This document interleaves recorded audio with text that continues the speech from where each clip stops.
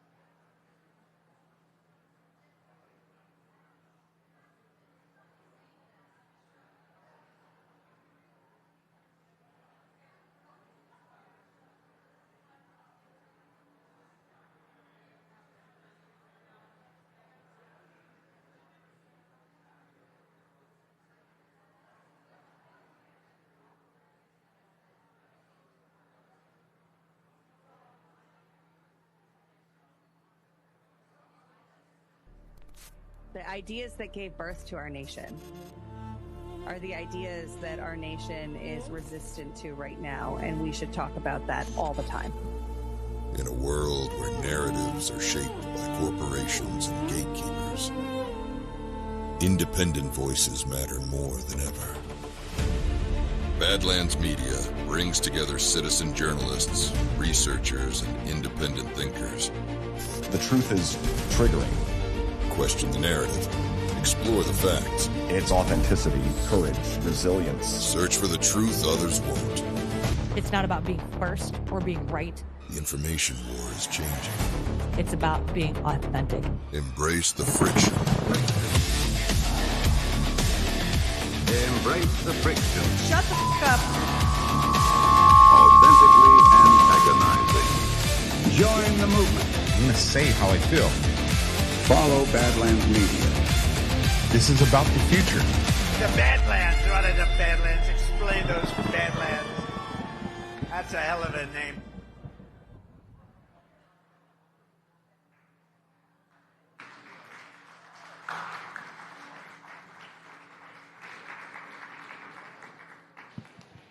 Good morning. Is everyone having fun? Has everybody been to that Burning Bright Lawson pool last night? Twice.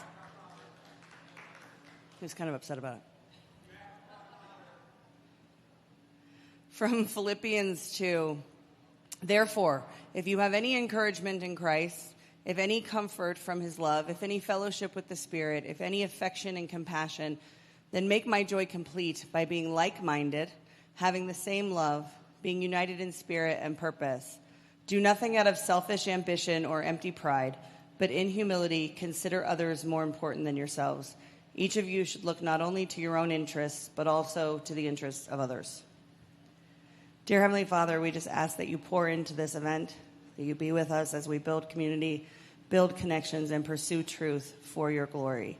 Ask that you would help resolve conflicts, that you would be present in the moments that matter, and that everybody here would have their cup filled, and that and have a greater focus on you and your truth. We ask these things in the name of Jesus. Amen. Oh, you're good. Let's stand and sing the national anthem.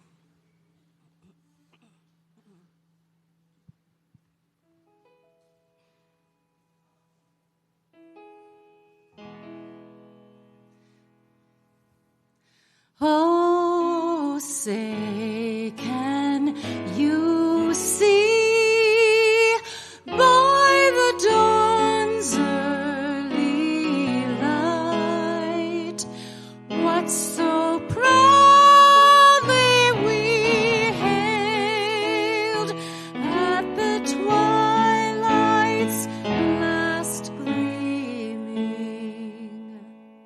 whose broad stripes and bright stars through the perilous fight o'er the ramparts we watched were so gallantly streaming, and the rockets' red glare, the bombs bursting in air, gave proof to the night that our flag was still there.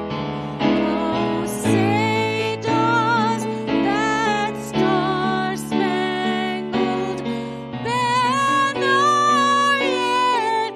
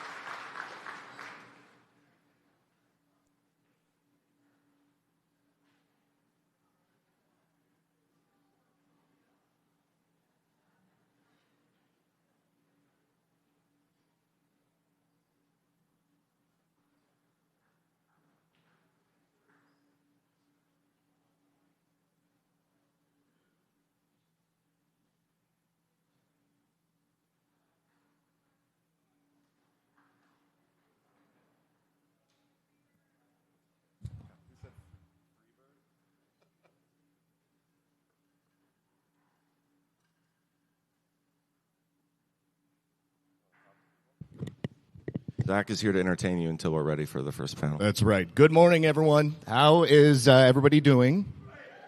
Are you having a good time in Deadwood, South Dakota? For Gart 12? I hope everybody got enough rest last night and that you didn't have too much fun. Did you guys do karaoke? Anybody? Matt, I heard that you cut quite the rug. Is that true? Fact check true. Fact check true. NewsGuard says this is trustworthy. All right. I tried putting off Burning Bright's first appearance as long as possible, and until my voice was already gone before my first panel, so that's great. Before we start, I did groom a young man at the bar last night, and that's why I don't have a voice. It's actually not from the drinking. It was from the grooming. And so shout out to Tucker, who's here somewhere. Welcome, Tucker. I was like, we need young blood for the sacrifice. But before the sacrifice comes the discombobulation. So this is a great first panel for him to see at Badlands. We also lost at pool, but Ghost was using Kabbalah Jew magic. Where's Tucker from? What did you learn about him? I don't know where he's from. He's a D1 wrestler, Christian boy, and a based normie. But, you know. Good. Which, as Ghost was saying on that panel yesterday, some of these normies are actually much more based than people think. And some truthers are much less based than they think. Facts. So, anyway, it's more of an experiment to see where we're going wrong, judging by when he runs away. We did have a couple other people that randomly walked up here last night during the social, and it's interesting that they did not show back up. And I think that was Ty's responsibility to indoctrinate them, and it did not work. So, well, you did have Cam pretend. What did he say? He's not a groomer. Oh, there you go. You did have Cam pretend to be a slave immediately. Yeah, there was no pretending there. But Cam also pretended to be a kangaroo last night. I have it on video. What was that? Cam also pretended to be a kangaroo. Did he fight Alpha? Well, they were doing like a fight promotional type of poster pose. We should do a poll here. Is Alpha here? What's up, Alpha? Alpha claims that he could beat a kangaroo in a boxing match. Do we have any zoologists in the audience? Anyone can confirm or deny that? Does anybody actually think Alpha could beat a kangaroo? Wow. Yeah, he has a small like core group people. of supporters that are adamant about it. And Burning Bright was on the side of Alpha, just I was. FYI. I'm not on Alpha's side. I'm just a pragmatist when it comes to man-on-kangaroo combat. I've thought about this a lot more than people should.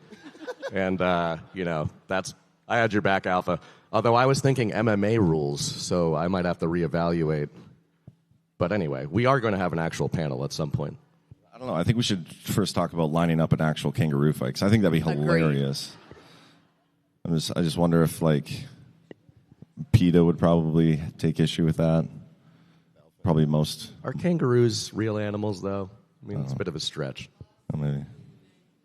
I'm already in the middle of a lawsuit, so I'm not worried about that. Kangaroos are extremely litigious. Yeah.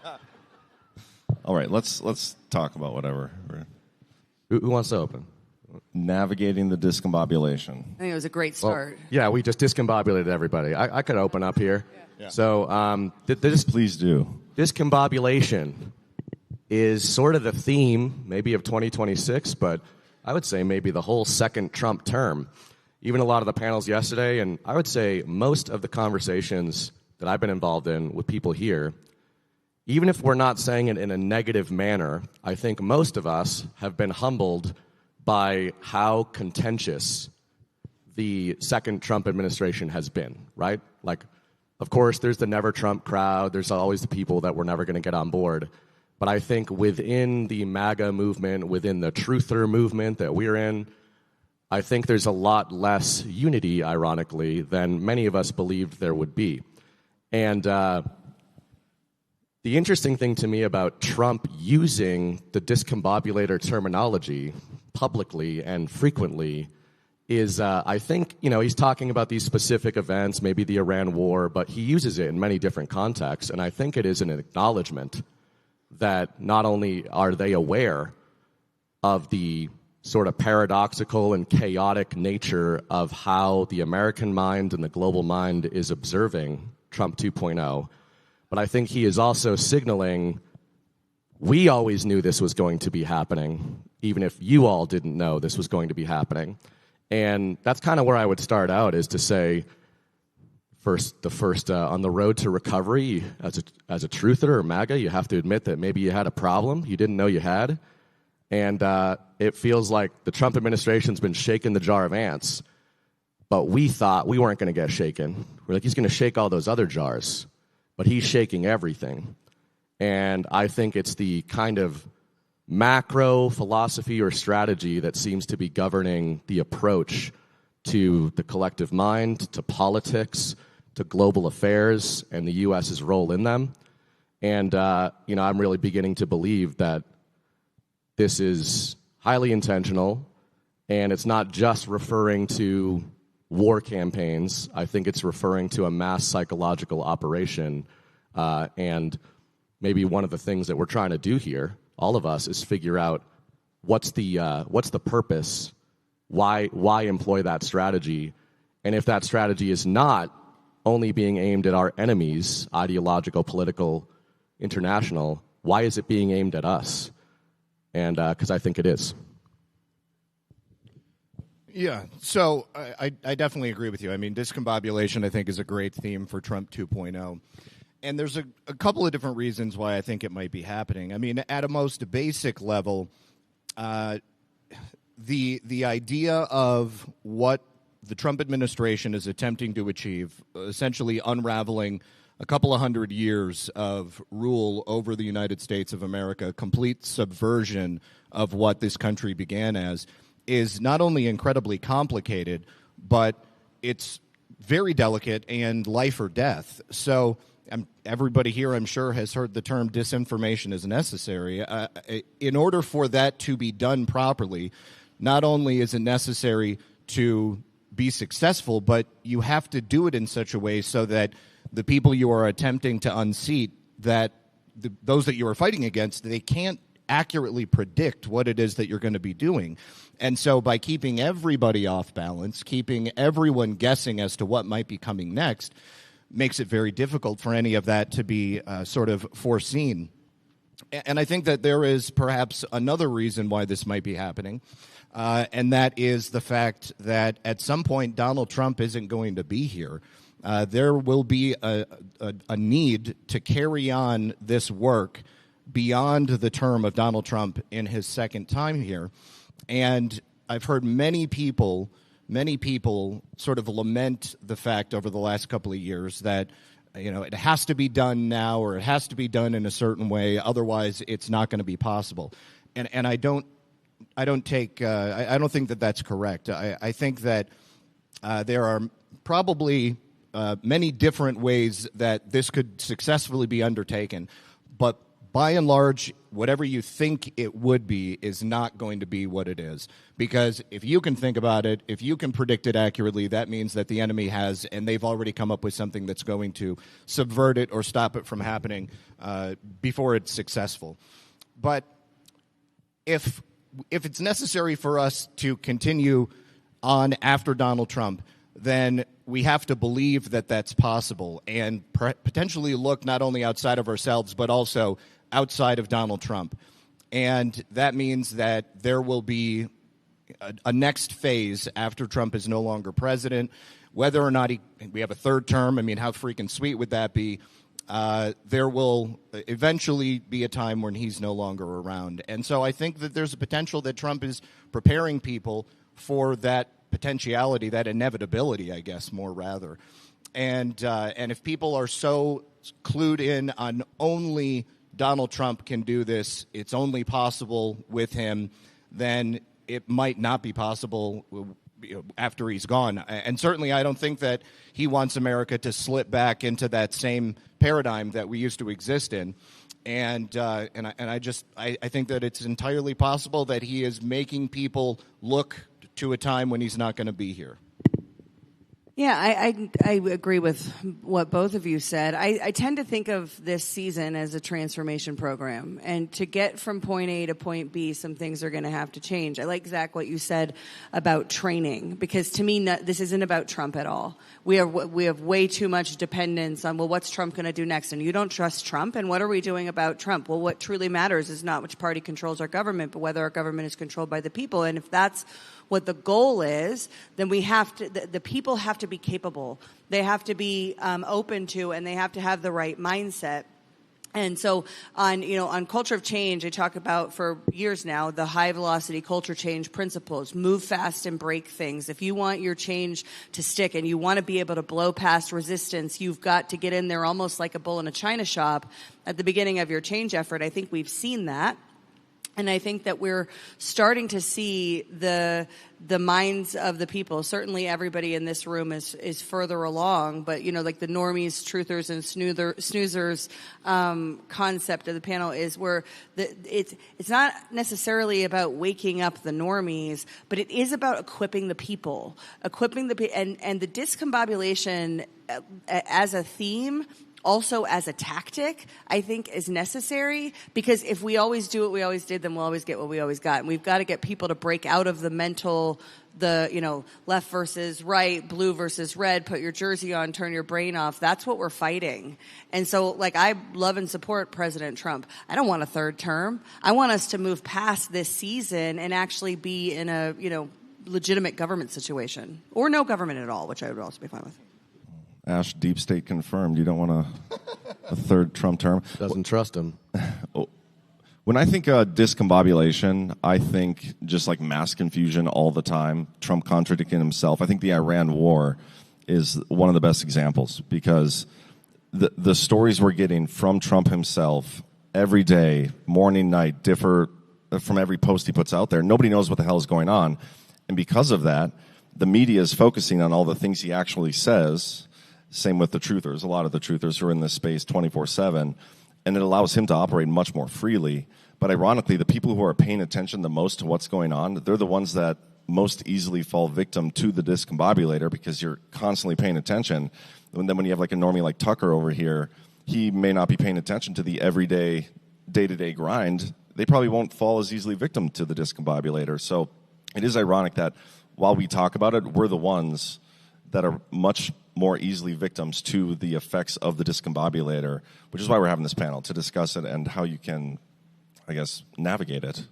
Yeah, well, to that point, it reminds me of just a good coach, like in any sport, or I'm thinking of combat sports, and there's different approaches to coaching and teaching, but there's definitely a tough love, old school approach, which is when somebody's kind of feeling themselves, you pop them a little harder in the gym. Maybe we used to call it Shark Tank, not because I'm afraid of sharks, but if you had a guy come into the boxing gym, for example, that seemed athletic, seemed strong, you would usually put that guy in with somebody in the gym who was really, really good in terms of skill, so that, first of all, so the new guy wouldn't hurt somebody, but then also so that maybe you humble him if he comes in with like, oh, I've been here before, I've been to a lot of gyms. It's like, okay, let's put you against our best guy. We're not going to tell you it's our best guy. But the idea there is not to beat up this kid who comes off the street. It's if he's giving off alpha vibes, you want to see how he responds to being embarrassed. So one of the things my coach used to do is his son that I trained with was like the fastest guy in the gym. And he was 15, and he could beat guys that were 30. And he'd put him in there because he wanted to see that this kid Mario would just jab circles around them, pop their nose, not hurt him bad, but embarrass him. And he wasn't trying to embarrass the guy. He was trying to see how the guy would react to being embarrassed. And if the response was, man, you're fast, how'd you get me there? Then it's like, come on in, man, like, you're welcome. If the response was, I'm going to knock this little fucker out, then that's not a guy you want to train with. To bring this back to the discombobulator, I think that a lot of us, I don't separate myself from this, in what we call an info war, people use the term digital soldiers and all this kind of stuff. One of the real disconnects that John kind of hinted at here that I think we have observed at Badlands, taken heat for, maybe given heat for, sometimes justified, sometimes not, is that we all acknowledge something like fifth-generation warfare, right? Like we all think we know what that is. Oh, it's war occurring at the threshold before kinetic warfare. But I would say it's actually war occurring at the threshold above kinetic warfare. It's the type of warfare that provokes or prevents kinetic warfare, which is why I always say the narrative is more important. Where I think we've gone wrong as a movement is acknowledging at a baseline that we think Donald Trump is navigating a fifth-generation war based on disinformation, and yet being told that we are not trusting him when we are questioning the things he is saying on public platforms to billions of people in the world.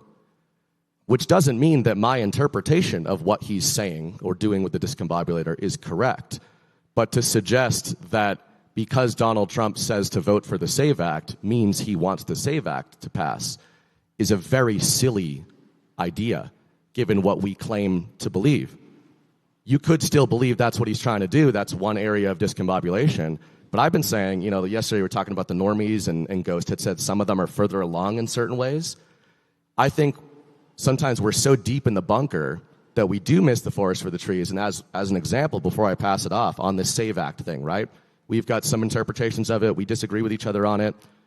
The mainstream media is beginning to write features about how they think Trump is trying to sabotage the SAVE Act with what he's doing. The only people in the world who are talking about that is Badlands. And you know who we've taken the most heat from is truthers. And somebody last night, I think it was DJ, had pointed out, we got to do this on a show, but if you put Trump's election executive order next to the SAVE Act, they are diametrically opposed to each other. Diametrically opposed to each other. The things in the SAVE Act directly refute and undo Trump's election executive orders. Do you know who wrote the SAVE Act? I don't. Anna Paulina. Chip Roy. So last point on that would just be, this might not be the right interpretation, right? Maybe the act passes, maybe he's six-dimensional chess, but I think there has been regression in the truth community that have gone from interpreting everything on multiple layers to just looking at the things Trump is saying. When you've got mainstream media retards and professional propagandists accurately telling their readers that Trump is trying to sabotage Congress. And this is one of the areas, if you're looking for a why would we be targeted, was what I opened with, we meaning conservatives, MAGA people, because we think the GOP is going to save the world. And right now, through the discombobulator, Donald Trump is demonstrating to the American people, in no uncertain terms, that the GOP is an enemy of the American people. They are the enemy. They are not a little bit better than the Democrats. They are on the same side. So maybe Trump and patriots are looking out at the battle space and going, these people are using terms like uniparty, which is great, but all they talk about is voting for the uniparty in November that wants to undo all of Trump's executive orders. So that's just one area where I think, why is Trump provoking this? I think he's trying to provoke the enemy into revealing themselves. And by definition, if you need to provoke an enemy into revealing themselves, then he is saying not enough people see who the enemy is. That means the enemy is hiding. And where is the best place to hide? Probably in the party that is pretending to be the MAGA party, but existed before Donald Trump when our government was trash, and exists now when it's trash.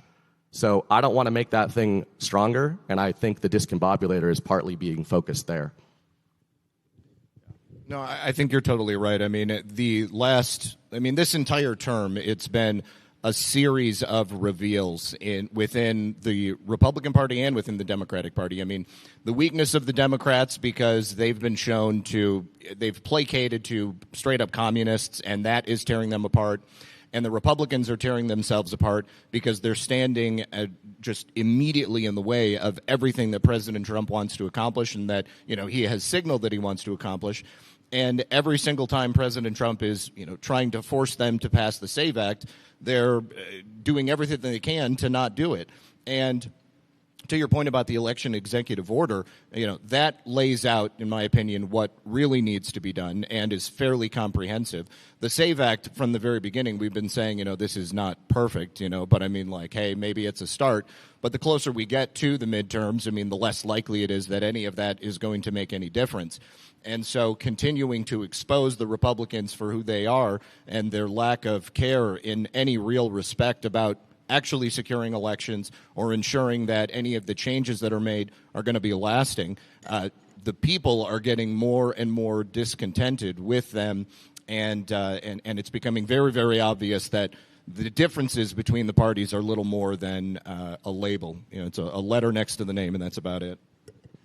So I like the focus in on the SAVE Act because I think that it's a great example of the discombobulation. In the jury video, you see that, you can't question the midterms because we passed the SAVE Act, and that means that we have safe and secure elections now. And that dynamic, and that was, when the SAVE Act, when they were going really hard at passing the SAVE Act, and then Trump was like, it's the Save America Act, not the SAVE Act, call it the Save America Act. And then when that was going on, the rhetoric online was, well, we have to pass this to save elections, and we're going to save elections if we do that. And that's not true. The passing voter ID is great, but a bill that might take us to a national voter ID is not necessarily something that we want in our decentralized republic. But we're not having those conversations. We're having the conversation that this one piece of legislation passed by an illegitimate body is going to make all of the elections legitimate. So I love attaching the gender stuff to it to ensure that it will not pass, right? The mind of the people in navigating that, what I struggle with, I can be convinced, because I see sort of the discombobulation, the tactic of the discombobulator as psychological operations. So are they illegal ones or are they legal ones? Now, I can be convinced that we need to fight psychological operations on the American people with psychological operations on the American people. But how long does that last?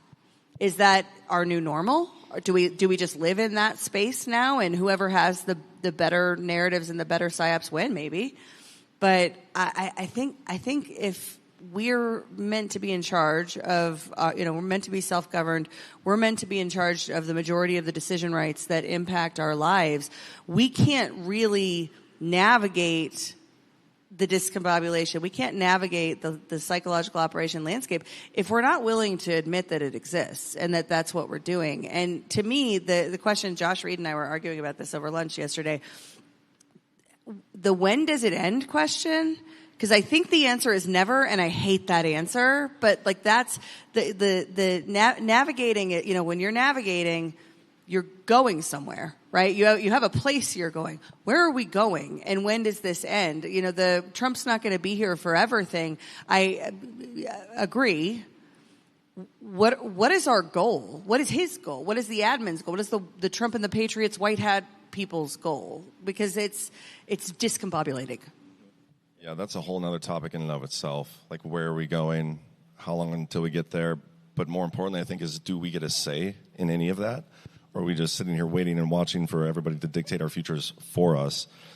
But yeah, when it comes to navigating the discombobulator, I think it is important to not only acknowledge that you are being discombobulated all the time, but there's another step beyond that. Because we do recognize the fifth generation warfare. I don't think we realize how often it's being used, which is all the time. And when you realize that, you kind of get to a place where you don't get emotionally attached to any stories. We talk about this a lot, and I'm not perfect at it. I would say the person who's best at navigating the discombobulator within the Badlands community is probably Chris Paul, probably because he's not on Twitter where a lot of it is happening.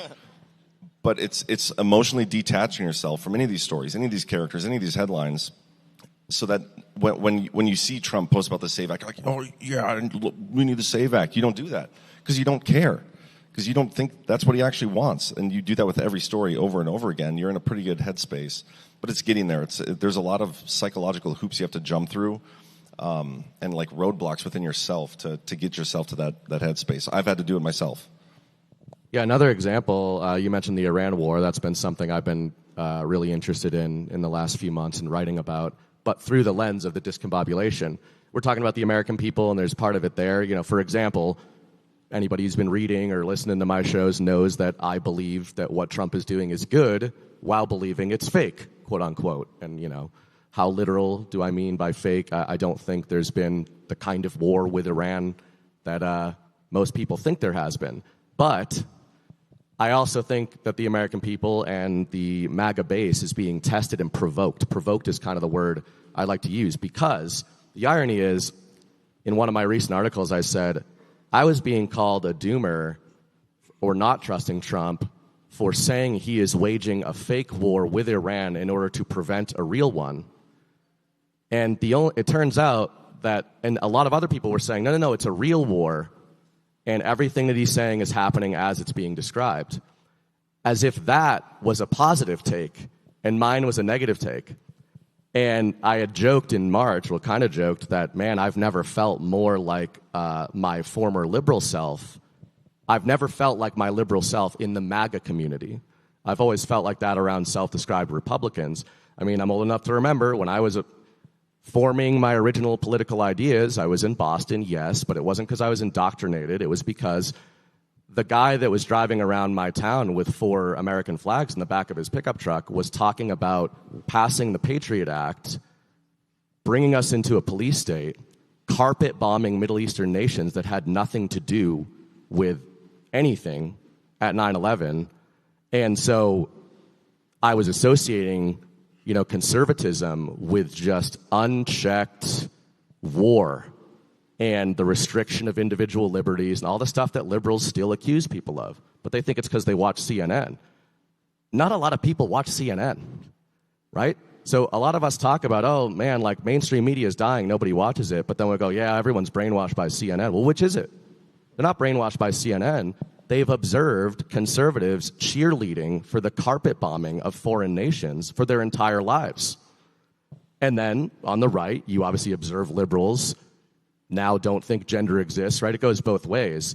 But to bring it to the Iran war, I think part of this discombobulation is we think there's 5th-gen warfare going on. I think there are actual operations happening worldwide.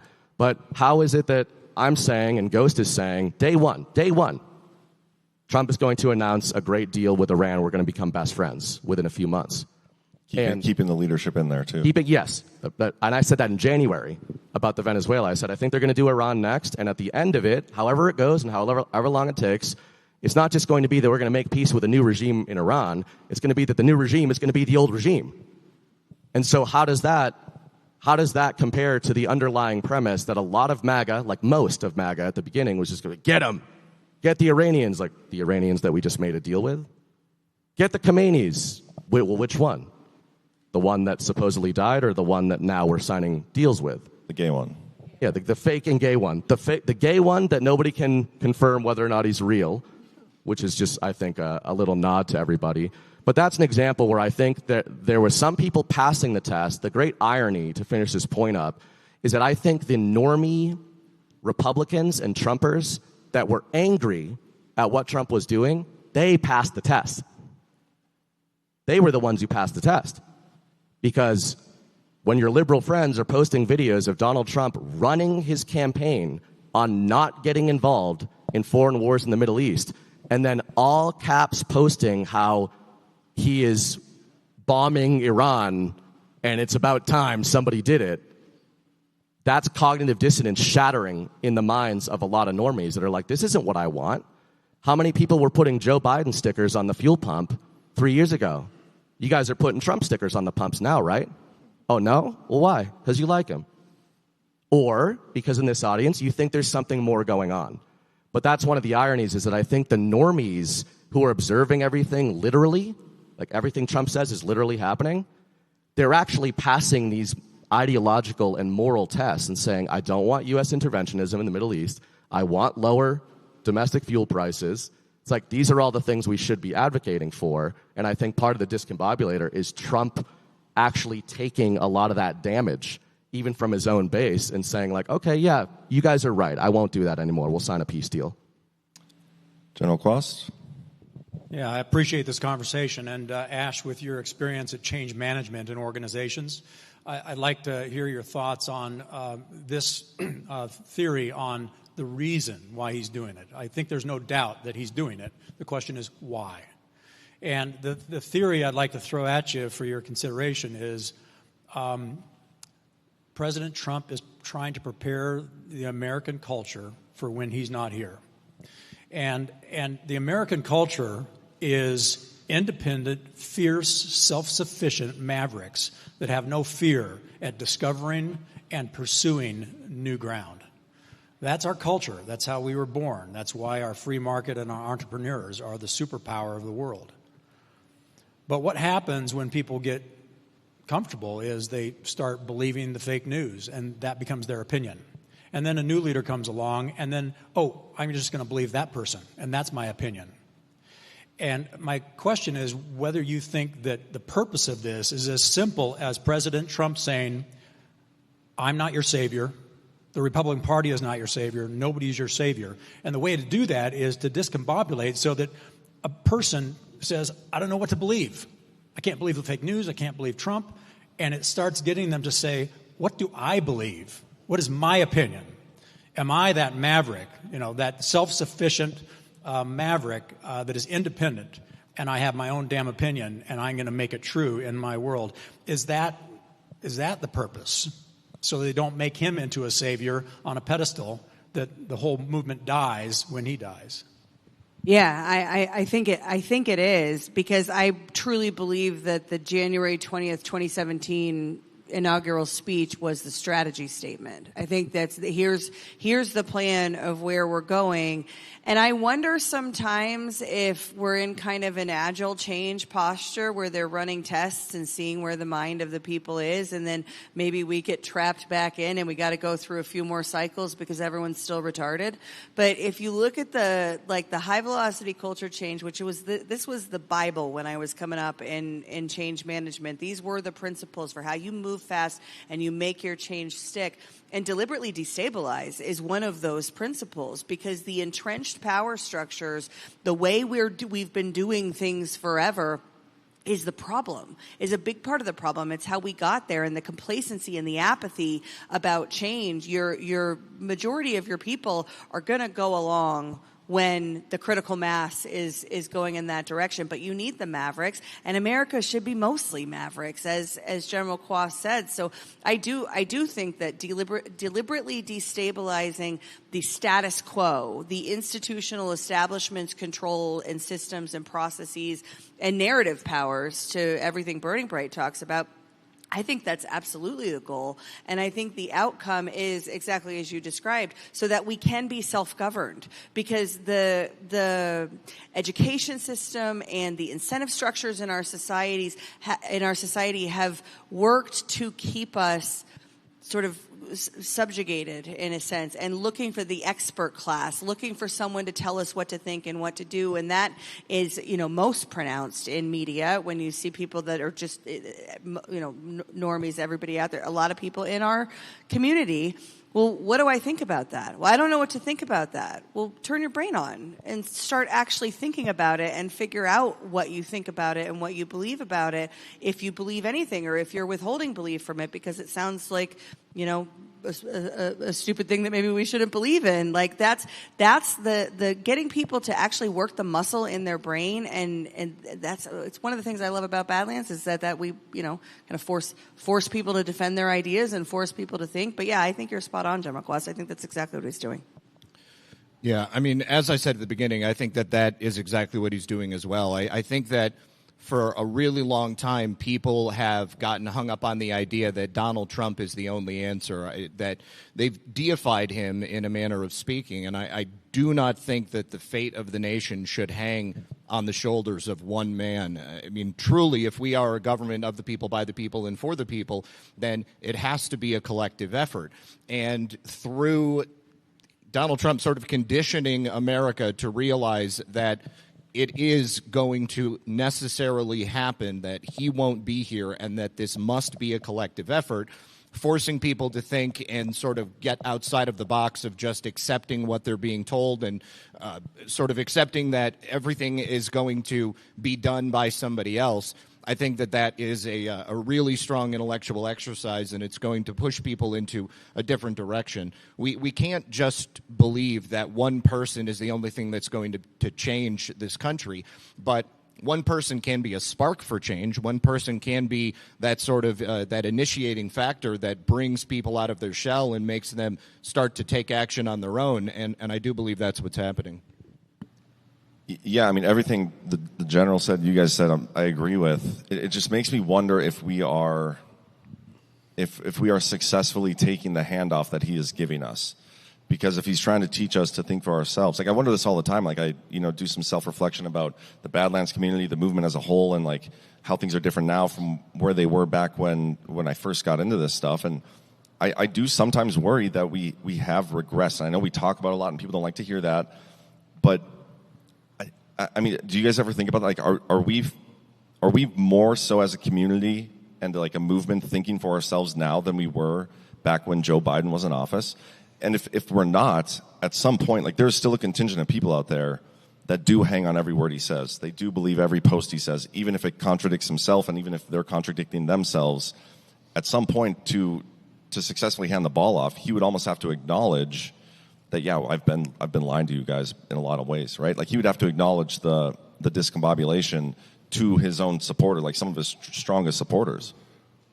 Yeah, I got kind of two approaches to that. One is that you and I, a few months ago, almost 2 years ago now, holy crap, right after or before the 2024 election, I think it was right after, we had talked about this idea, we called it hibernation theory.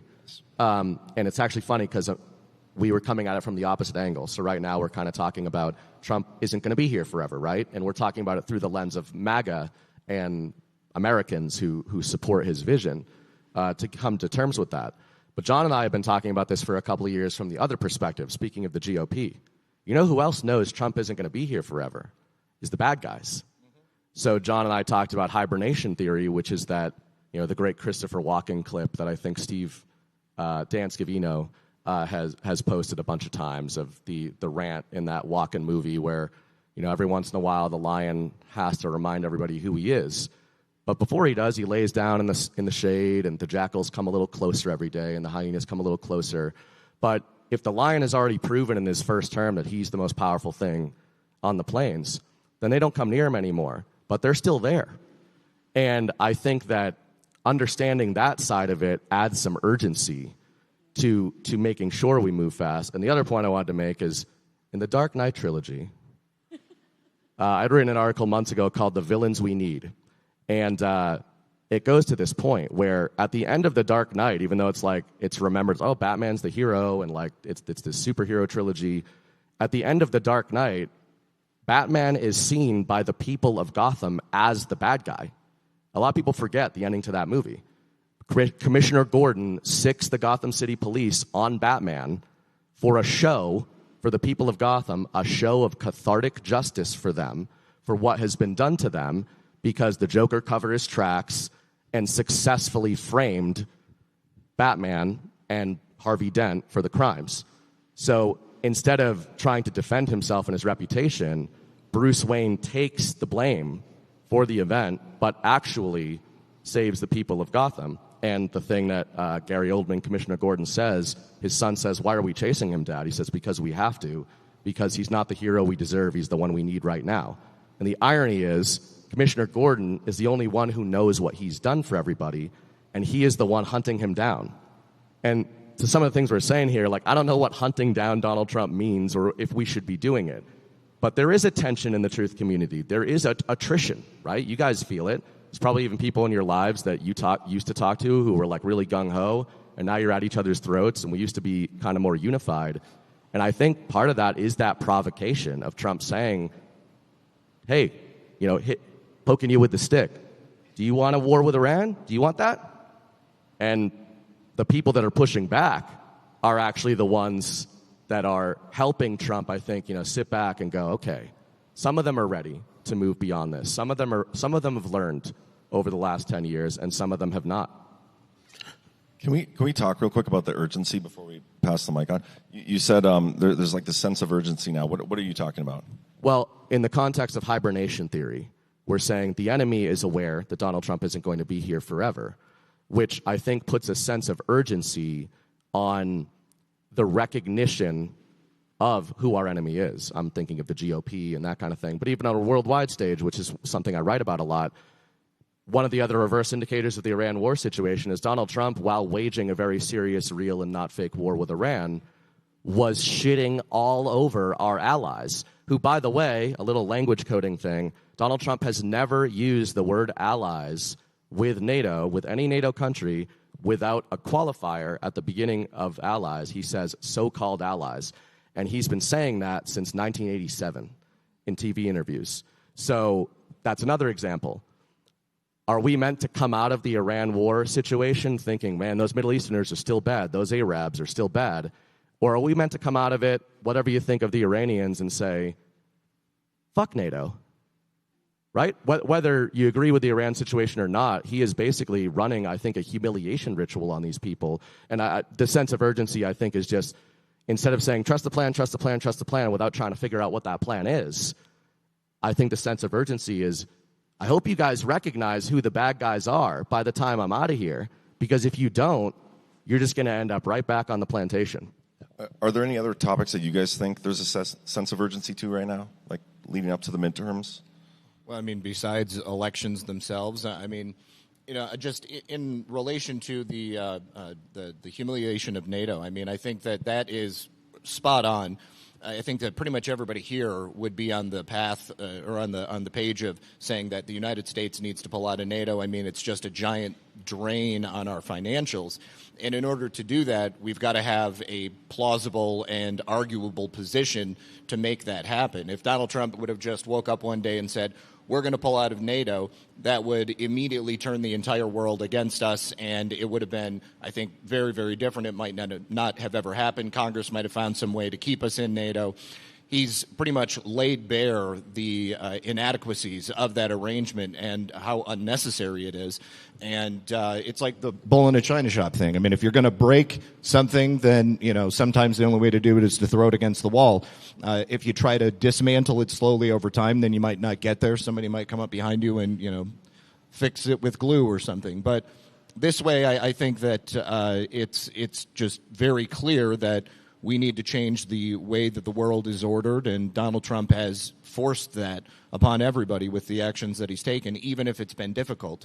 And I don't know that there would have been a way to do it otherwise. And taking the sort of slings and arrows, I think, was necessary. I've heard a lot of people say in recent months, I can no longer support Donald Trump because of what I see him doing, and I disagree with it.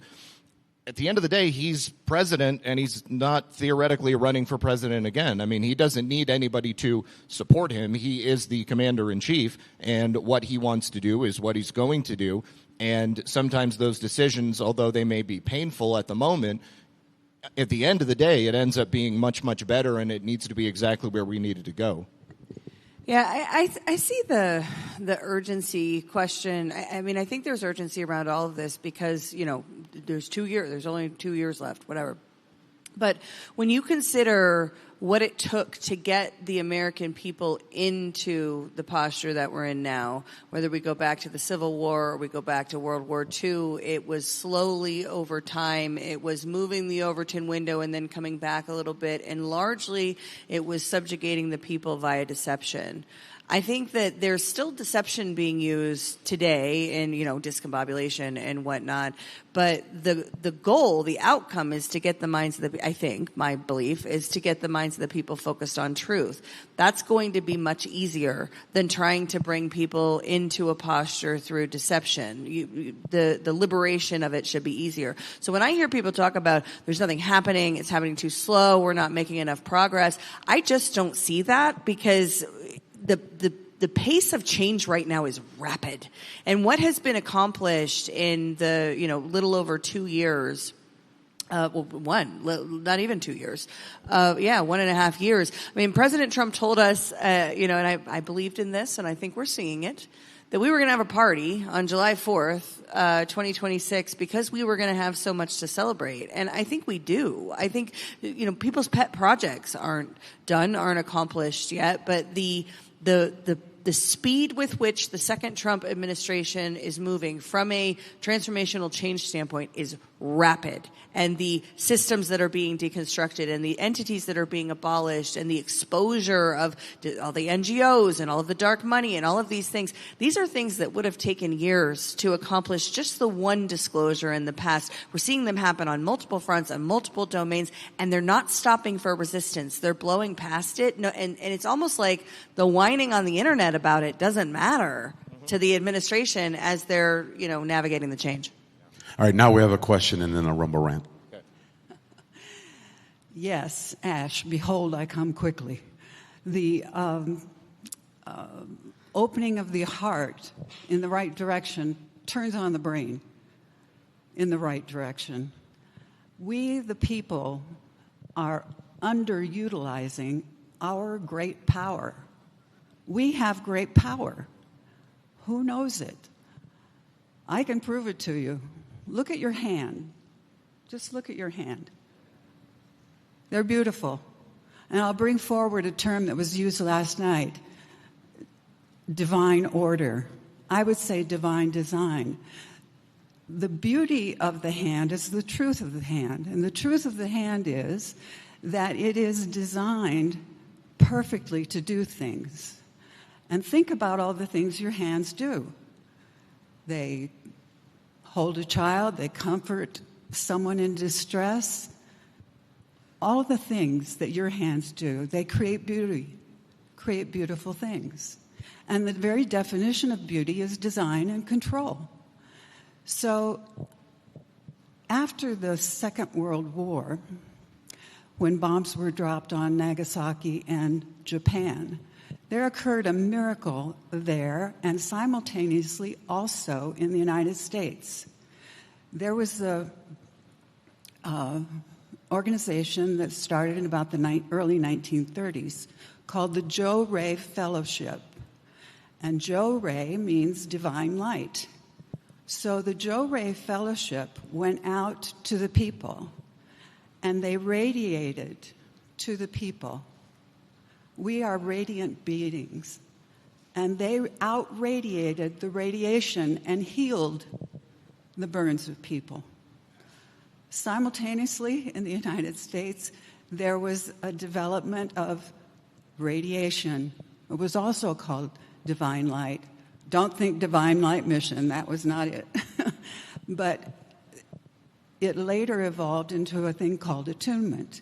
If you put your hands together, if you'll indulge me a little bit, and think about a ball of energy, you can feel a pulsation going from one palm to the other, perhaps. And then it will kind of balance out and bloom. We are powerful. And when we radiate this, it creates a reservoir of substance, of connection, along the lines of divine design. So I would just have you meditate on that a little bit. It's a vast subject, but it's really evolved over time. It's now called Touch for Healing in the hospital with nurses. There are also masterful attunement servers who say about them, they can tell you what you had for lunch yesterday. They're that perceptive. Anyway, this is a healing thing. As that reservoir of substance grows to a substantial capacity, it's irresistible. And we have the ability then, if we can sustain that reservoir of substance, to maybe mitigate a lot of the fallout from discombobulation to heal people. Thank you, Deborah. Thank you. Thank you.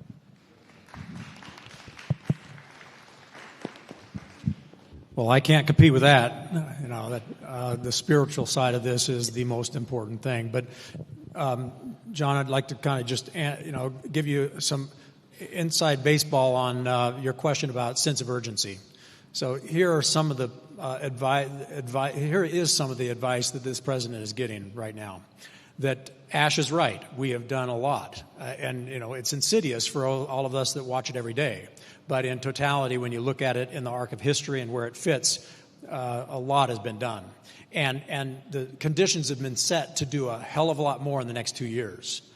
But if the midterms don't go well, it's 2 years of paralyzation, of impeachment, of disconnecting many of the efforts that have been put in place.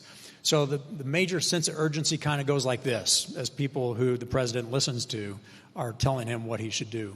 And this goes back to Venezuela, it goes back to Iran, and it goes back to something Bernie Bright said. And that is, timing is everything. If the price of oil, if the price of gas at the gas tank is low in August, he wins the midterms, or at least has enough power to prevent the paralyzation of impeachment and legal attack. And if it's not, then we may lose this ability to get across the finish line. So the two sense of urgencies are, one, working the global energy crisis such that the oil prices are low, gas tank prices are low in August, and we have a shot in the midterms. Because the American people are fickle. They don't even pay attention until the last minute. Timing is everything. If the prices were low in January, people would have forgotten about them by the time they go to the voting polls.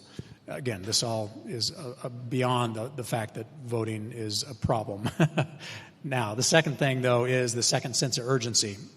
And that is that if we don't get our shit together by the time President Trump is out of office, we could lose the whole thing too, because the jackals wake up and then they start tearing apart all the progress we've made. So there is a lot at stake for our nation, and it's not a stretch to say that,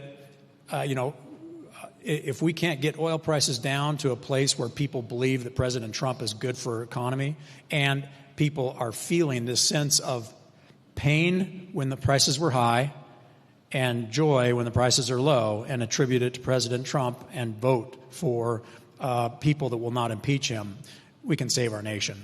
And if not, we could go back into some dark ages and have to refight this fight again with different leaders if enough spark has struck in the hearts of Americans where we don't believe anybody but ourselves and our power as the people to design a new government that helps us actually live free. Thank you, General. The reason I wanted to mention the urgency question is because for the last year and a half or whatever, since Trump has gotten back in there, we've been talking about things, and we've been met online, and sometimes even here with like, well, it's only been a couple months. Let's just give him some time. And then something like fixing the elections hasn't happened yet. So 6 months in, I'm like, okay, well, those elections are still fraudulent. And then it's like, we'll just give them time, let them cook, like do all these things. It's like, okay, well, whatever, we'll do that more. A year in, okay, well, maybe we should fix those elections now. Oh, just give it time. And then it's gotten to the point where I've been met with, it might have been Alpha, was like, well, I'm going to give them until the midterms. And after the midterms, if the elections aren't fixed, I'm going to start, talking about it. Maybe it wasn't you, I don't know. But I think it was. It was. It was, okay, that's what I thought. But like that mindset, like the issue of fixing the elections, it's just as real today as it was 6 months ago, as it was a year ago, as it was a year and a half ago. And being met with like, okay, now we can talk about it because there's a sense of urgency. Why couldn't we be talking about it the whole time? And I feel like that's a mindset we have when it comes to Trump, that it detracts against what we're trying to accomplish and what I think he is trying to accomplish, and why we always advocate for like, let's talk about first principles, what you believe in, because maybe that's what Trump wants you to do. He doesn't just want you to be like, let's just wait and let Trump cook all the time, because maybe he needs the mandate from the people. Like you said earlier, Ash, about, maybe they like beta test things, they do the feedback loop. Maybe they're trying to see if people are talking about the issues that they need to fix next, and if we front run those issues, they can be tackled quicker. But that's the only reason I brought up the urgency thing, because I think that happens in a lot of ways. I'm not trying to say that good things aren't happening, because they are. I think groundwork's being laid, but I think there are still a bunch of big issues that we almost forgive away the long process it's taking, when I think they need us to front run some of those things. That's why I brought that up. But thank you for your comments, General. This was great. Yeah, I just want to build on that for a second, because we say, like, we have to fix elections. We have to fix elections. That's the most important thing. Well, what does that mean? And what is the scope of that? Because, Brian and I talk about fake voters, fake ballots, fake counts, and that's kind of the three domains of the administration of elections. But what about the way districts are drawn? What about the other principles? What about the dilution of representation such that it's one representative to 900,000 people as opposed to 35,000 people, right? These are all important issues, and it's going to take time to get those things done. But I think you're right. Like, nobody's talking about them. I started talking about, in the local media, talking about representation, and people were looking at me like I had three heads, and like, no, we have to get rid of caucus and go to jungle primaries and ranked choice voting. People are retarded out there, and the issue of elections is it's down to the very form of government that we have, not just how we administer elections. Oh, if we get rid of the machines and we hand count, everything's going to be fine. No, not if the underlying systems and structures are still set up in such a way that the central planners, end up with unearned power in the end. To that point, Ash, I guess I'll be the resident G-money of the panel. A lot of the discombobulation, somebody earlier was talking about, like, where are we going, right? End states. We talk about end states.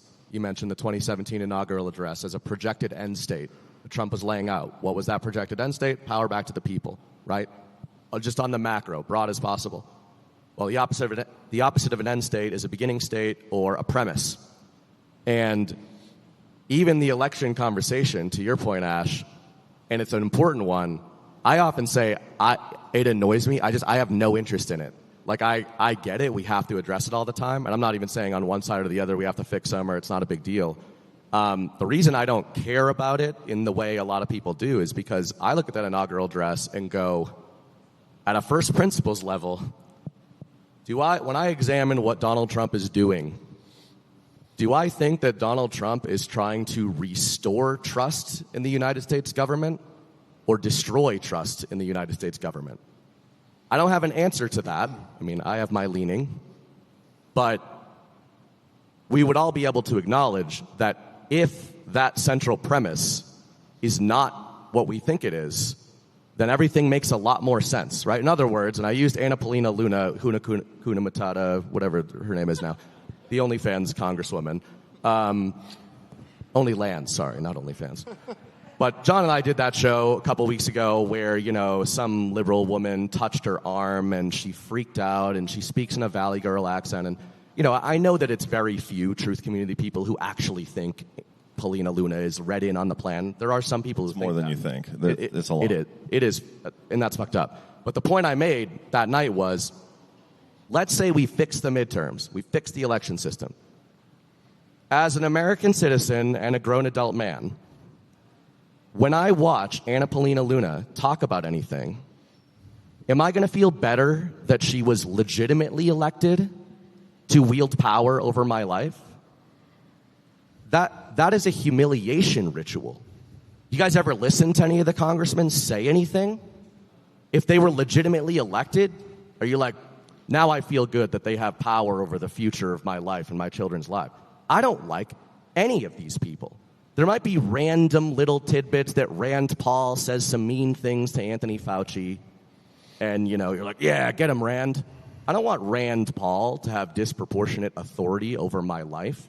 And so you're assuming those people would be the ones that get elected if we had free and fair election. Yeah, but this goes to Ash's point about how corrupt the whole system is, where who is being put on ballots, who is, even if the votes are being counted, if the end state is these people having power over us. And last point on it would be, even if all that's fixed, I think as Americans we are being provoked into reevaluating, like, where Sam Adams and Thomas Jefferson and the boys thinking of who they wanted to rule their lives in the future, and the government has too much power over American citizens, and that includes the good politicians. Yeah, and I feel like that whole point is on level one. And go to level two is these politicians they're products. They are products that are created and being sold to people, and understanding behind those products who who are the law firms? Who are the PR firms? Who are the institutions? Who are the media apparatus that supports these products? People can't even get there. They're like, well, I like Anna Polina Luna. She seems nice, and she looks good in a bikini, and also she ran that JFK thing, and I know she didn't finish it and went to go do the breastfeeding thing on the House floor because that was really important at the time, but we can trust her, right? Because she's on Fox News, and she says nice things. And who's funding her? Whose agenda? Because that's the product, the politician product is a vehicle for an agenda, and there is a severe lack of curiosity about whose agenda, who's actually getting into power. It's not Anna Polina Luna. She's not making decisions. Speaking of funding, we got a rumble rant. Trust to True says this is not money, this is trust. Make trust when able. Give trust when needed. Send trust to those you trust to sustain the now of trust. And then you guys had a question. Were you saying trust or truss? Like trust. Ceiling trusses? Trust. Trust? Okay. Trust. And the question is, much of the complaints that nothing is happening hinges on the lack of justice for the main actors of the movie, Obama, Hillary, Brennan, Comey. Could the panel comment on the process of doing it right and by the book to procure a meaningful and lasting justice through the anticipated RICO trials? Okay, so yeah, I definitely have some thoughts about this, and I've talked about it recently. Okay, so a lot of people gave Pam Bondi a lot of shit. Okay, like, I mean, John, you absolutely rode her hard. Well, let's not phrase it like that. Well, I gave her a lot of shit. Intellectually, I'll giving her shit. You were on Pam Bondi's case. Okay. And I think that it's also undeniable, even though she was terrible when she did interviews and she was probably in front of the camera far too many times, that despite that fact, there was still a lot of forward movement that was happening behind the scenes at the DOJ. And ever since Todd Blanche was nominated as the acting attorney general, I think it's accelerated even more. Why couldn't it happen with Pam Bondi? Well, why was Blanche the one? I don't know. I can't tell you that. I don't know the answer for that. But for whatever reason, the administration has proceeded forward in the way that it has. All right? And maybe Pam Bondi was never the one who was supposed to lead the DOJ through the RICOs and the grand conspiracy case, however many of them there might be. So for whatever reason, Pam Bondi was there. I can tell you this. I think that Pam Bondi's seeming ineptitude gave comfort to the enemy during that time. And I think that probably in just the way that many people in the in America First in this group here might have thought that nothing was going to come of our discontent, I would imagine that the enemy probably felt exactly the same way, that, oh yeah, Pam Bondi's not going to do any of this. Nobody needs to worry. I have no reason to lose sleep at night. And ever since Todd Blanche came onto the scene, things have been very different. It's felt different. I think it has been demonstrably a different game on the court. And now, well, I mean, I just see it as phases. I see that as a phase change. Well, I do too. I think that it must have been necessary for whatever reason. It must have been necessary. But in order for, I think, the next phase to advance, I would think that Todd Blanche needs to be the actual attorney general. He's got to make it through the confirmation process. I think that if Todd Blanche was coming forward and immediately indicting all of these people that people want to see indicted, then there would probably be many who are currently publicly saying, I have no problem voting for Todd Blanche. They would probably say, oh, yeah, absolutely not. He truly is Donald Trump's lapdog, and he's just doing whatever Trump wants him to do. He's going after his political enemies. I think that there is a interpretation that is being set that Todd Blanche is willing to go after, say, fraudsters, okay?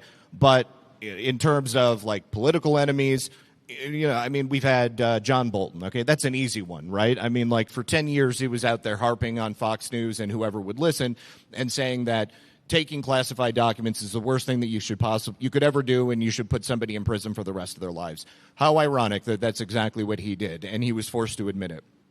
People can accept that. And certainly the people who are trying to usurp the current administration, I think that they can accept, like, okay, there's really no way around this one. We're going to have to let it go. But in terms of the larger cases and the ongoing and far-reaching conspiracy, I don't think that we're going to see any movement on that until Todd Blanche is the actual Attorney General, and he's been confirmed. And I think that would just, in my mind, that's the next phase, and that's simply where it's going. Okay, so why did you make the comment at the beginning about me writing Pam Bondi? Because I think that despite how Pam Bondi appeared, there was still a lot that was happening behind the scenes that just wasn't public. I think that Pam Bondi's tenure in the Department of Justice laid the foundation for what we're watching play out right now. Okay, but then why did he remove her? Because had he not removed her, the excuse of, like, we just need to get Blanche in there confirmed to get all this stuff done, like, if she's good stuff, just keep her there and let her do it. But instead, he removed her, and now it's like this. We kind of have to confirm the guy before we can get to the next phase. As I said, avoided the whole thing. For whatever reason, I don't think Pam Bondi was the one that was ever going to do it. I mean, she was the second fiddle choice to begin with, and I mean, you can make that argument, and but the only argument that I'm making is that however Pam Bondi appeared and whatever job she seems to have done publicly, her tenure at the Department of Justice laid the foundations for what we're seeing right now. I agree. And also, I mean, theoretically, the public reason she left is because she's got cancer or she's got, some private sector job that she would rather take. Maybe President Trump said, hey, Pam, you did a great job, or, it's time for you to go. You didn't do enough. It's time for you to go. We don't know what that is. And, a large part of, my comfort level with all of this is my realization that 99% of what I see going on is completely outside of my control. I have control over a very small dominion of the things taking place on Earth. And so that is what I focus my emotional response on. Doesn't mean that I don't get sucked in to some things and, allow myself to feel angry or, get upset about something. But I do my best to remain in a state of zen, knowing that there is so many things that are taking place right now, many of which I do not understand or know, and many of which I will probably never have explained to me. We were having this conversation yesterday at lunch, whether it's, the truth of the drops or, devolution. We're not going to get a press conference from the administration coming forward and President Trump walking up to the microphone like Tony Stark and saying, I am Q. Or saying, like, guess what, devolution was real. That stuff's not going to happen. I mean, like, there needs to be a certain amount of things that are kept in the shadows and remain secret, and I have to be comfortable with that. And I think that everybody else would probably feel a lot happier in their lives if they were focused more so on what they can do to affect change within their own sphere of influence. Quick question. Hang on a second. I'll defend Pam Bondi.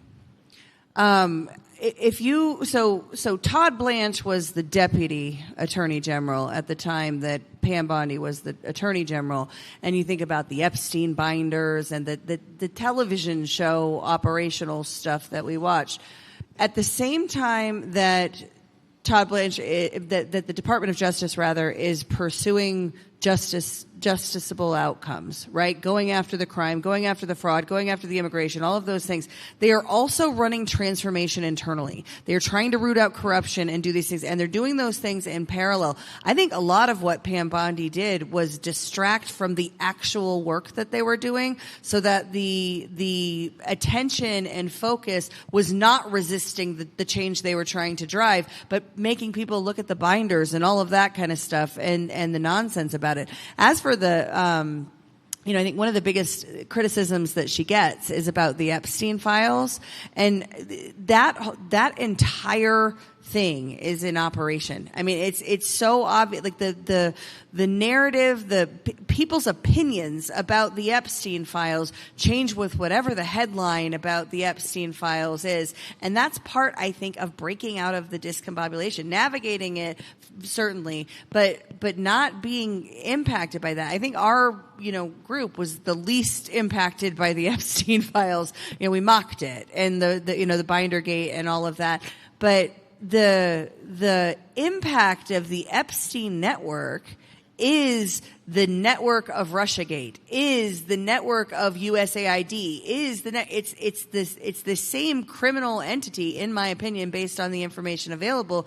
And you're going to have to discombobulate them, and also the public sentiment matters. It matters where the people are. So if the people are screaming about the Epstein files, as you're putting in place the mechanisms for Todd Blanche to come in, I said phase change. Like, I think the design and assess phase of the transformation program within the Department of Justice and their body of work, that was under Pam Bondi. The execution, implement, and run cycles is happening under Todd Blanche, and I think that's how they designed it. Yeah, but what evidence do you have that part is happening? Because I agree that's possibly which part is happening? That the actual execution, like we haven't seen anybody from the Russiagate stuff prosecuted yet. So how do we know for sure that's happening? Not for Russiagate, but we've seen RICO roll up cartel activity in 9 states. That's great, but you mentioned the Russiagate stuff, and that's the stuff I'm talking about, like where we forgive away a lot of like bad behavior, in my opinion, because we think something bigger is going on. And my big sticking point is always like, well, we don't know that for sure yet. I want that to be true too, but we haven't seen evidence of it. So I'm not going to operate as if I assume that to be true when we don't know. Like you just said all these things, like we think it's a phase change to Todd Blanche executing that part of the plan. We haven't seen that part executed yet. So why would we pretend like it is? We don't know that for sure yet. Yeah, I mean, I think that we see evidence that the Russiagate is moving. We have like what? We have the investigations themselves, the Comey stuff. There's multiple grand juries in Florida. That's the only evidence we have, is that they exist. Yeah, I think that the shuttering of USAID was a huge part of that as well. I mean, like that was a slush fund that was used for any number of different operations that were taking place either here or in Europe or in so many other countries around the world. And that not only, I think, shut off that money slush fund for the operation of those things that were happening to derail President Trump and to go after people that were supporting him. But also, I mean, it shut down the money that was going into wars and intelligence operations and trafficking networks around the world, drug trafficking networks. And I agree with Ash. I mean, like, this is the octopus as far as I'm concerned. I mean, it's all part of the same criminal enterprise. And so each and every one of those changes that we're seeing take place, it's all chipping away at the larger operation of that criminal enterprise. And so, yeah, I might not have a piece of paper that I can point to and say, 100% this is exactly what's happening. But from my estimation of paying attention to this stuff throughout the majority of my life, I see it and I feel comfortable saying that I believe my assessment to be correct. Yeah, quick question over here for you guys. Oh, man, we're in a groove. Thank you. Just comment back to John's question about why Pam Bondi for a while and somebody else. It could be simple as it is part of the discombobulation to get people like us to question our judgment on who we're trusting and who we're not trusting. And then I had a longer question, but we're close to end here. But, John, I find it interesting that you didn't question General Quast about, is it a national average on the gas price that we need, or is it just a gas station in Florida? So. I was going to bring it up, but I didn't see Cancon in here, so I don't know. Is he back there? Yeah, great comment. Real quick, I just want to come back to this real quick, because this is something I get a lot of shit for, and I sometimes feel like I have to be the contrarian for contrarian's sake, because we get so far in as a movement of like, we just got to just wait a little longer and do all these things. I've read every Russiagate document that's been put out. I've read everything that's been put out. I've read every single one of them. Like, I believe I know there to be many crimes there that could be pursued, and I have yet to see actual evidence that it's happening. We keep getting told it's happening. We keep seeing, like, okay, Joe DiGenova or whatever his name is down there now. And a lot of the people that are like, just wait, you got to just wait a little longer. It's a lot of the same people that also have said for 8 years now, like, we have it all. We have it all. Like, I believe that to be true as well, but I'm not going to stop talking about it until we actually see it. I'm not going to pretend like it is happening until we actually see it either. Like, this is part of that front-running the narratives. I would never tell you to stop talking about it or stop demanding accountability. I think that is absolutely necessary. You shouldn't have accused me of writing Pam Bondi. None of this would have happened. My acceptance of a timeline that is outside of my control does not negate my desire for accountability. And so those two things are not mutually exclusive. They can exist within the same framework, I believe. Question for you guys from the chat. If we are taking power back, how do we get our candidates on the ballot when, if the elections become real, accurate, honest, etc.? I don't know. I don't know as much about this, but that's what I was referring to earlier, is that even fixing the election system, I think is, I mean, I shouldn't call it a red herring because I don't want fake elections, but I don't think it's the most important thing. I think our relationship with our government, for example, let's just say, I mean, we all believe that there's a large criminal conspiracy, right? We might disagree on who was involved in what, involving presidents, like DOD executives, secretaries of state, the military-industrial complex, the American oligarchy and oil cartel, right? Like a vast conspiracy at the highest levels of government. Many of you voted earnestly for Bush's and McCain's and Romney's. I voted earnestly for Obama. My point about not focusing entirely on the election system right now is that if we have real elections, but the people are retarded, and we are electing, you know what enemies do and criminal conspiracies, conspirators do, is they don't say that they're criminal conspirators, right? Like the president, the evil presidents, which have been all of them except for maybe 3 in the last 100 years, they don't tell everybody that they're the bad guys. They even run election campaigns saying that they're the good guys, right? And all of them do this.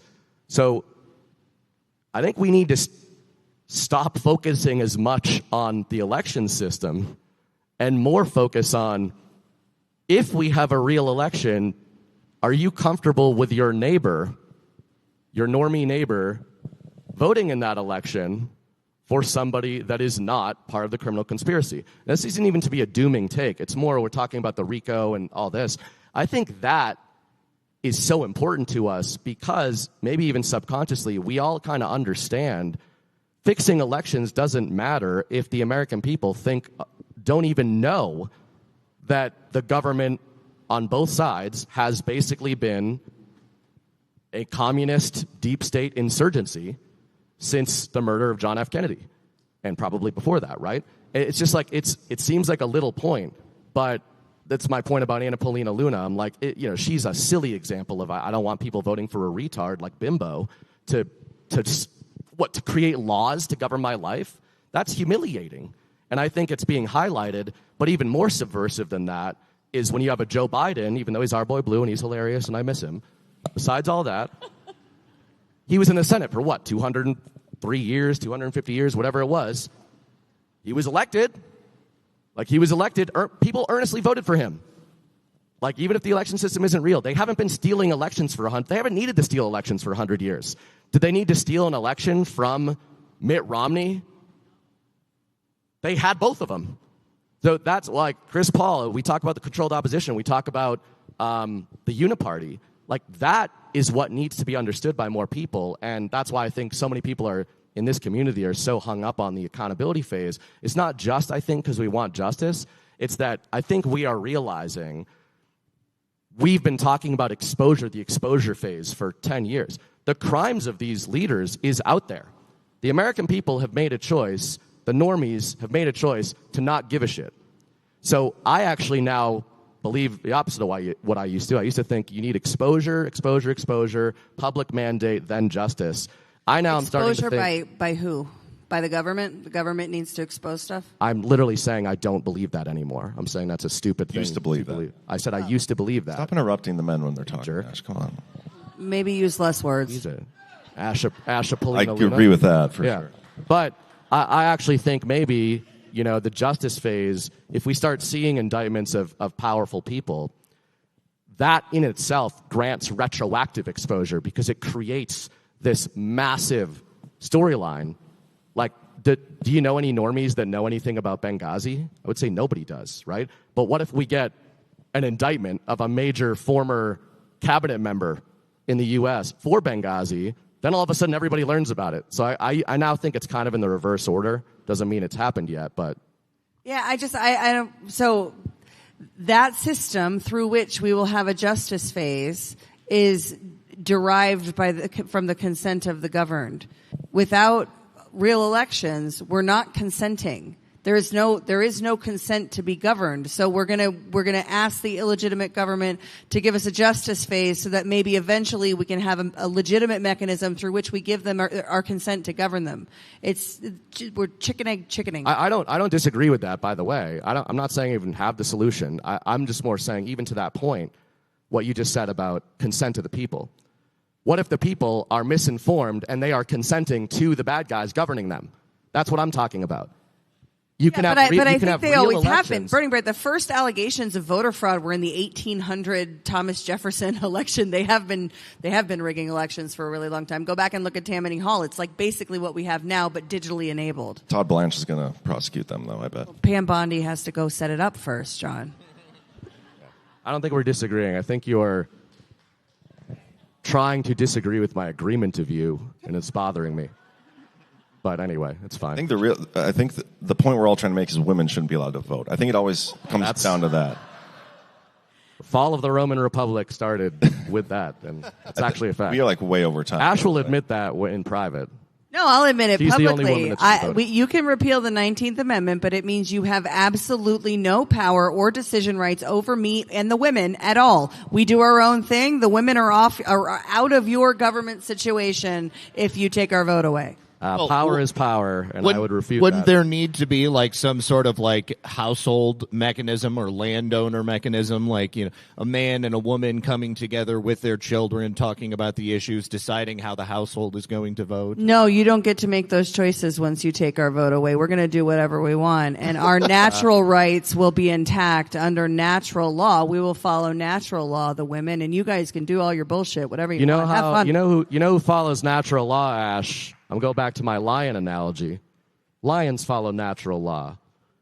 Do the lionesses elect the male lion? Who hunts? Them? Yeah, it's the lioness. Who hunts? Why do they hunt? Because the man told them to go get me some fucking food. Because the man has Get power. back in the kitchen. Yeah. They hunt because he doesn't have to. Because when another lion comes over that hill, he's going to do his work, and then he's going to go back to sleep. And that's that. You know, I'm glad we got to this because it needed to happen. This needs to be had out. But the lion's decision rights to tell her what to do are going to be null if you take the vote away. And so she's going to be out hunting, getting all the meat for all the women lionesses, and you guys are going to be sleeping, sure, but really hungry. Well, then we'll just take it. If you're making a sandwich only for yourself as a man, I like the pack of lionesses' chances. I'm going to come into the kitchen and take it because it's mine. I think it was only fitting that the discombobulation panel ended talking about lions and. I mean, the only people that we're all we're trying to end this panel. Stop talking. Think are bad are Anna Paulina Luna. Burning Bright. We're on the next one. Hey. We can just do the next panel. We're going to take a quick break, and then we'll come back in like 10 minutes. Thanks, everybody.